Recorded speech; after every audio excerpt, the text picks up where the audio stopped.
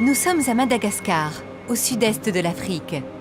Il est 10 heures, la température est déjà de 30 degrés. Ces Belges et ces 4 Français qui débarquent de l'avion n'imaginent pas encore l'expérience hors du commun qui les attend.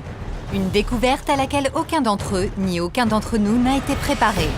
Car peu de gens le savent, mais c'est ici, à Madagascar, à plus de 8000 km de chez nous, que se produit une grande partie de la nourriture que nous consommons chaque jour, en France, et dans des conditions que nous n'imaginons pas.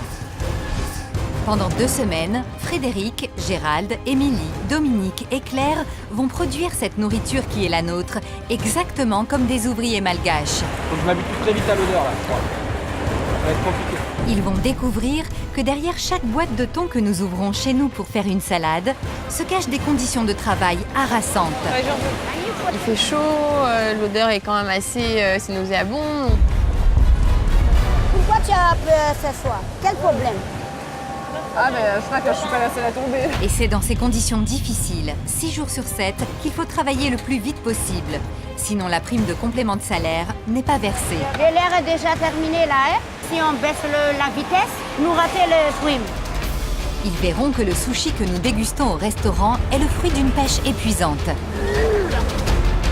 Les campagnes de pêche durent 30 jours. Les filets sont remontés toutes les 3 heures au son d'une sirène stridente. Le jour, mais aussi la nuit. Oh là là, quel horreur. Une pêche épuisante qui peut aussi être dangereuse. Oh putain, oh, c'est sacrément lourd ça. Merde.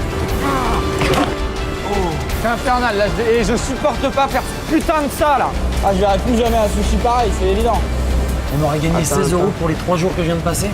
Enfin, ils verront à quel point le grain de poivre perdu dans notre sauce est le résultat d'une cueillette qui met les nerfs à rude épreuve. Je suis fatiguée, que j'en peux plus. Je vous avais dit que ça serait très dur.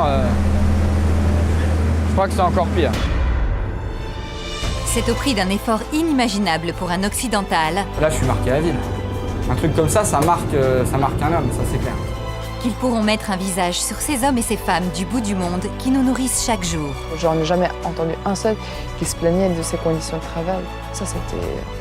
waouh. Et de faire des rencontres qui les marqueront à jamais. Ce que vous nous apportez, c'est plus important que le plus beau 5 étoiles qu'on pourra avoir un jour. C'est la première fois que j'ai pu partager quelque chose.